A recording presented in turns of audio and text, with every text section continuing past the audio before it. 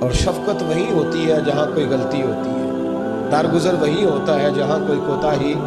عورت اطاعت کرے، فرما برداری کرے، اس کو حکم ہے، خامن درگزر کرے، شفقت کرے، اور کوئی کوتاہی دیکھے، کوئی غلطی دیکھے، اس پر پردہ پوشی کرنے کی کوشش کرے۔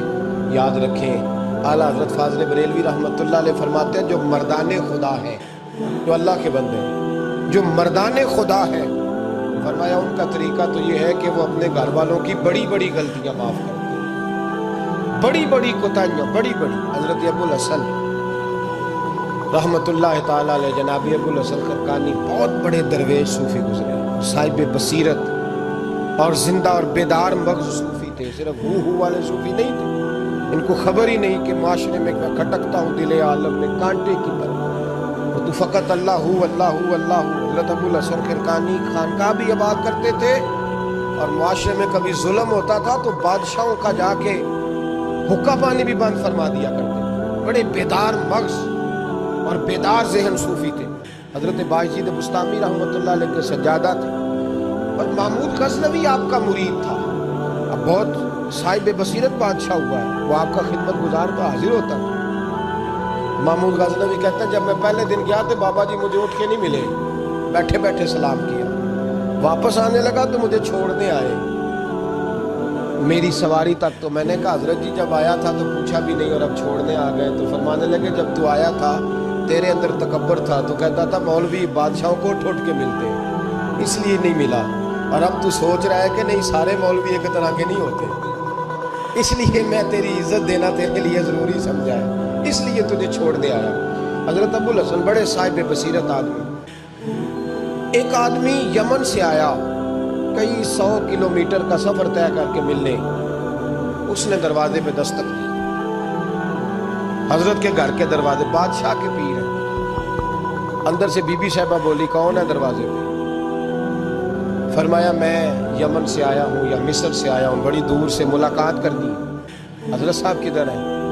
تو بی بی کہنے لگی تجھے بھی کوئی کام نہیں جس طرح اسے کوئی کام نہیں، تو بھی فارغ ہے اس کی طرح، بس یہی اللہ اللہ یہی ڈیوٹی ہے تیری بھی۔ میں نے کہا یار اتنا بڑا صوفی اور گھر میں اس کا کیا حال ہے، وہ بات کرنے والی؟ تو میں نے کہا جناب حضرت کدھر ہے؟ تو کہنے لگی وہ کوئی جنگل میں بیٹھا اللہ اللہ کر رہا ہوگا، نہ بچوں کی فکر نہ گھر بار کی فکر، مسئلوں سے بھی پیٹ بھرتے ہیں، کبھی ادھر بیٹھا ہوگا، جا ملنا ہے تو تو بھی چلا جا، دوبارہ دروازے پہ دستک نہ دینا خبردار۔ کہتے ہیں میرے وہ جو میں ایک ذائچہ بنا کے آیا تھا نا اللہ کے ولی کا، وہ میرا سارا ہی ٹوٹ گیا۔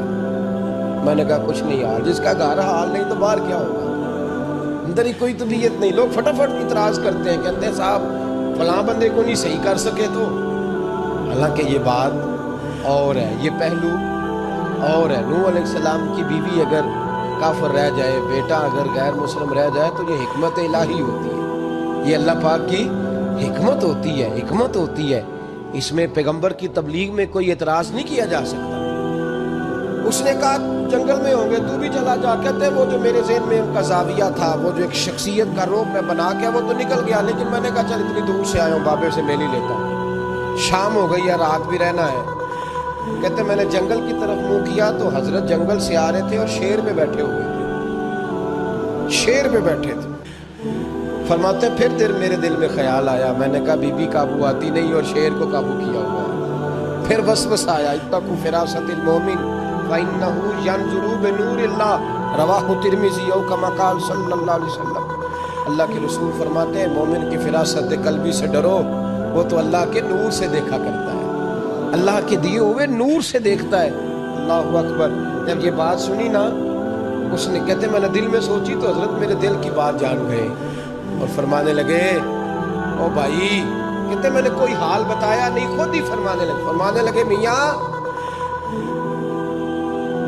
اس کے اندر صرف ایک ہی غلطی ہے کہ وہ زبان کی ٹھیک نہیں، بستر کی بڑی پاک ہے، نظر کی بڑی پاک ہے، کردار کی بڑی اچھی ہے، میرے بچوں کو پالتی ہے، بس زبان کی ذرا ٹھیک نہیں۔ اور فرمانے لگے میں اس نتیجے پہ پہنچا ہوں، اگر میں نے اسے نکال دیا تو اور کوئی رکھے گا نہیں، بیچاری زندگی ساری پریشانی میں گزار دے گی، اور پھر اگلے لفظ کہے تو حد ہو گئی. فرمانے لگے میں اس بد زبان سے حسن سلوک کرتا ہوں, اللہ نے یہ بے زبان مخلوق میری فرما بردار بنا دی ہے. فرمایا یہ میرے وظیفوں چلوں عبادتوں سے نہیں آیا شعر, یہ اس بد زبان سے حسن سلوک کرتا ہوں تو رب نے یہ بے زبان مخلوق میری. اب یہ گنجائش, یہ حکم خامن کے لیے ہے. یہ تقریر سن کے بی بی نہ کہہ دے کہ میں نے بد زبان ہونا, تو آپ فرما برداری کریں میری. تو یہ جس کے لیے بات ہو اسی تک رہے. خامد کو حکم ہے کہ اگر کوئی کوتاہی ہے تو اس کوتاہی کی پردہ پوشی کرے. گھر جو ہوتا ہے نا, گھر کچھ چیزیں اجازت نہیں دے رہی میری کہ میں کچھ اور بات آپ سے کروں, کچھ آپ کو نیند بھی آ رہی ہے. دیکھیں پورا وجود سلامت ہو اور اندر روح نہ ہو تو بندہ زندہ رہ سکتا ہے؟ جڑے نہیں بولے انہیں رہ لینا میرا خیال. وجود ہو سارا سلامت ہے لیکن روح سلامت, بندہ بچ جائے گا؟ بولے نا یار, جنہیں نیند آ رہی ہو بولو, نہیں نہ رہ سکتا.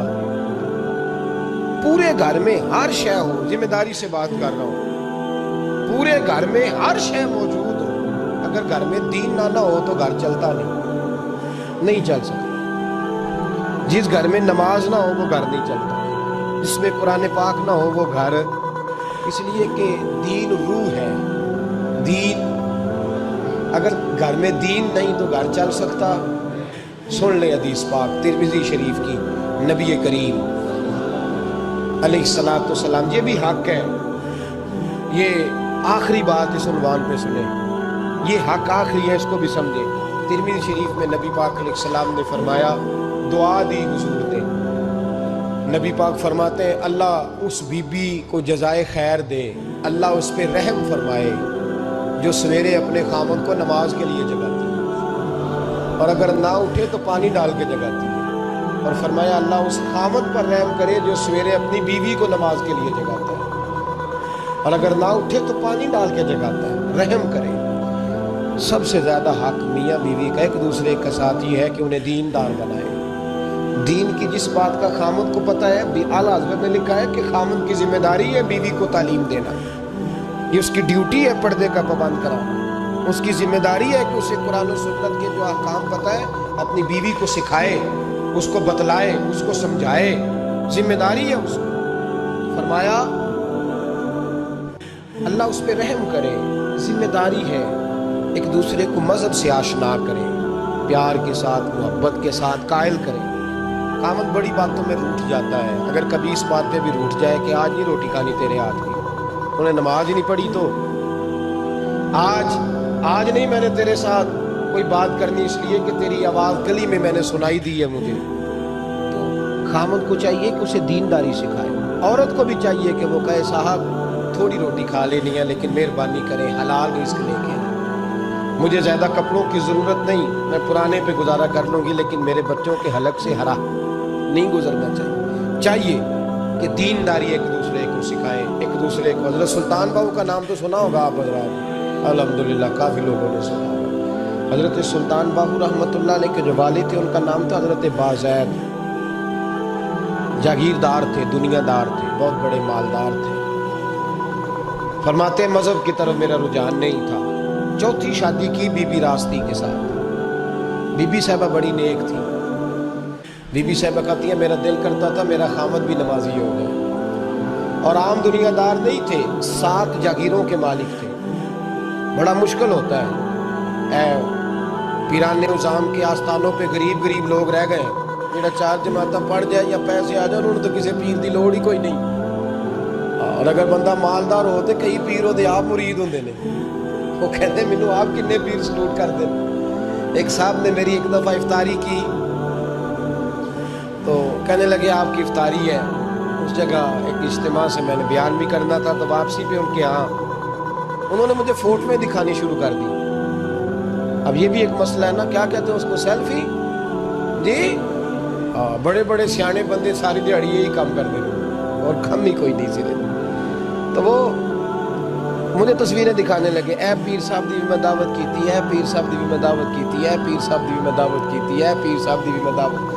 14-15 پیر مجھے گنوا دیے. تو کھانے تو بعد مینوں کہنے لگے کہ تسی دوبارہ کدوں آؤ گے. میں کہا جدوں تسی 200 بندے نوں میرا بھی نام دس لو گے ادوں آ جا گے. اب مالدار آدمی ہے نا، تو بعد میں مجھے ایک دفعہ انہوں نے فون کیا، میں کیا وہ بڑے بڑے پیران دی لسٹ میں اپنا نام نہیں شامل کرانا چاہتا، میں نے تو نہ چھوٹے چھوٹے جی رہتے بھائی، ہم بچتے ہیں اس کام سے، بچتے ہیں ایسے آدمی سے۔ وہ کسی درویش نے کہا تھا جس کی ہر بات میں پوشیدہ ہو نشتر کی چبھن، ایسے ہر صاحب احسان سے ڈر لگتا ہے، بچنا چاہیے۔ تو مالداروں کے تو آپ بڑے مرید ہوتے ہیں، کئی پیر حاضریاں دیتے پھرتے ہیں، کئی مولوی دستے نگر ہوتے ہیں، معاذ اللہ، اللہ خودداری اور عزت نفس عطا کرے، آمین تو کہہ دیجئے، دینداری کے اللہ توفیق عطا فرمائے۔ تو بہت بڑے جاگیردار تھے حضرت سلطان باہو رحمۃ اللہ علیہ کے والد۔ بی بی شیبہ کہتی ہے نمازی بنانا تھا خامد کو۔ کس کو؟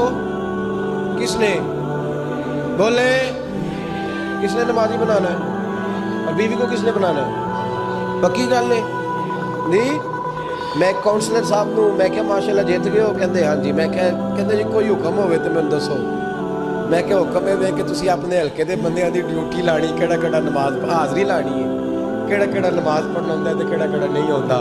کہنے لگے بڑے سیانے نکلے ہو، پہلا مینوں ہی مسیتے باڑ چھڑیا جی، میں جاؤں گا تو دوجے دی حاضری لاؤں گا نا۔ تو خامن نمازی بنائے گا بیوی کو تو اس سے پہلے خود بنے گا تو بنائے گا نا جی۔ تو اگر خامن کہہ دے تو پڑھیا کر، میرے پیچھے نہ لگی، کیونکہ جنی کو تو پڑھنی ہونی میں پڑھنی ہے۔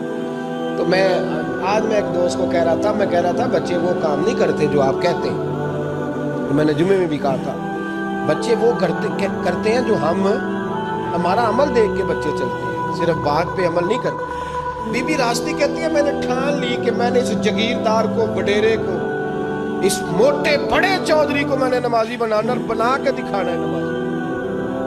بی بی صاحبہ کہتی ہیں کہ وہ جس خاتون کی بھی باری ہوتی تھی، 4 بیویاں ہوتی تھیں، وہ اس کا حق ادا کرتے تو بعد میں اپنی خوابگاہ میں جا کے آرام کرتے۔ ان کا جو خادم تھا ملازم، وہ رات کو دودھ کا پیالہ انہیں دینے جاتا تھا، سونے سے پہلے ان کے پاس دودھ کا پیالہ پہنچتا تھا۔ تو بی بی صاحبہ کہتی ہیں میں نے رات کو ملازم سے کہا دودھ دینے تو نہیں جائے گا، میں جاؤں گی۔ تو میں آدھی رات کو دودھ کا پیالہ لے کے حاضر ہوئی۔ تو کیسے آئی؟ میں نے کہا بی بی ہوں، آ گئی ہوں تو اب مہربانی کریں۔ میں نے کہا اگر اجازت دیں تو آپ کے پیر نہ دبا دوں؟ چل دبا دے۔ بی بی کہتی ہیں پیر دباتے دباتے میں نے کہا اگر اجازت دیں تو صبح نماز کے لیے جگا دوں؟ یہ نماز کی تبلیغ ہو رہی ہے۔ تو بابا جی پتہ کیا کہتے ہیں حضرت بازید؟ کہنے لگے تو مجھے جانتی نہیں، خبردار مجھے تبلیغ کرنے کی کوشش کی، اس گھر میں رہنا ہے تو سانس اونچا نہ لینا، پتہ ہے تو کس کے ساتھ بھی آئی، خبردار۔ کہتے میں چپ کر کے آ گئی۔ اگلے دن پھر دودھ لے کے پہنچ گئی تو انہوں نے آنکھ کھول کے دیکھا میری طرف، پھر آ گئی ہے۔ میں نے کہا میرے خاوند ہیں، میرے سر کے تاج ہیں، پیر دبا دوں؟ دبا دو۔ کہتے ہیں میں نے 10 منٹ پیر دبائے تو میں نے کہا اگر جان کی امان پاؤں تو فجر میں جگا دوں؟ میں نے جلال فرمایا۔ کہنے لگے تجھے کہا تھا نا کہ مجھے کسی کا مشورہ قبول نہیں، تو کون ہوتی ہے مجھے بات کرنے والی، چل دوڑ جا۔ بی بی صاحبہ کہتی ہیں میں 10 دن جاتی رہی۔ کتنے دن؟ انہوں نے سختی بھی کی، برا بھلا بھی کہا، اور کئی دن یہ بھی کہا کہ کل آئی تو پھر یاد رکھنا۔ کہتی ہیں 10ویں دن میں گئی تو حضرت بازید کہتے ہیں میرے دل میں خیال آیا یہ جان چھوڑنے والی نہیں، یہ باز نہیں آئے گی، اور چلو ہے بھی تو میری بیوی، غلط بات بھی کوئی نہیں کر رہی، کہہ بھی نماز کر رہی ہے۔ کہنے لگے اگر میں سویرے اٹھ جاؤں تو پھر دوبارہ تو نہیں آئے گی، تو دوبارہ تو نہیں آئے گی۔ یہ دیکھیں میاں بیوی کا آپس میں رشتہ، سویرے اگر میں اٹھ جاؤں نماز کے لیے تیرے کہنے میں تو میری جان چھوڑ دے گی تو؟ بی بی صاحبہ کہنے لگی میں دوبارہ نہیں آؤں گی، آپ مہربانی کریں سویرے اٹھ جائیں۔ کہنے لگے چل تو میری بیوی ہے، ایک بار مان لیتا ہوں تیری بات، سویرے جگا دینا۔ بی بی راستی کہتی ہے میں پہلے سو کے اٹھا کرتی تھی، وہ رات میں سوئی نہیں، کہتی میں ساری رات رو کے گزار دی، ساری رات بیدار رہ کے گزار دی۔ سویرے فجر کے وقت پانی گرم کیا، بغل میں مصلی لیا، خامد کو بیدار کیا، وضو کرایا، اور کہتی ہیں جب وہ اللہ اکبر کہہ کے سنتوں کی نیت باندھی تو میرے اس طرح آنسو گرے جیسے سیلاب آتا ہے اور دریا کا بند ٹوٹتا ہے، اور میں نے رو کے کہا مولا میرے اختیار میں یہی تک تھا، میں مصلی پہ کھڑا کر سکتی ہوں، میں دل تو نہیں نہ بدل سکتی، وہ تیرے قبضے میں ہے، مقلب القلوب ہے، فضل کر اس کا دل بدل دے۔ فرماتی ہے میں روتی رہی، 2 रकते पढ़ के मेरी तरफ देखा तो फर्जों की नीयत बांध ली, और 2 फर्ज पढ़ के फिर मेरी तरफ देखा, कहने लगे खबरदार सवेरे जगाने आई तो। मैंने कहा जी नहीं जगाती। मेरी तरफ देख के कहने लगे तू नहीं जगाएगी आज के बाद मैं तुझे नमाज के लिए जगाया करूंगा, मैं तुझे जगाऊंगा। आप फरमाने लगी वो नमाजी बन गए, मैं पहले ही नमाजी थी। जब इन 2 नमाजियों का मिलाप हुआ तो अल्लाह ने सुल्तान बाहू जैसा बेटा अता फरमाया, सुल्तान बाहू जैसा बेटा अता फरमाया। मेरे भाई, मियां बीवी एक दूसरे को दीनदार बनाएंगे, एक दूसरे को नमाजी बनाएंगे, वो एक दूसरे पे। और किस तरह का बड़ा मुश्किल होता है बीवी अपने खामद की तारीफ करे, मुश्किल होती है। आला हज़रत फाज़िल बरेलवी रहमतुल्लाह ताला अलैह की ज़ौजा, उनका तरीका ये था कि वो इतनी शनासा हो गई थी, आला हज़रत लिखते थे तो वो वाकिफ़ हो गई थी। वो किताब का आला हज़रत फरमाते तो वही किताब उठा के ज़ौजा लाती। उस ज़माने में कलम बनते थे अपने हाथों से, लोग छुरी लेके उसके साथ कलम बनाया करते थे। तो कलम बना के स्याही रखती, कागज़, कई दफ़ा डांट देते आला हज़रत, कई दफ़े डांट देते, लेकिन अम्मा जी सुनती।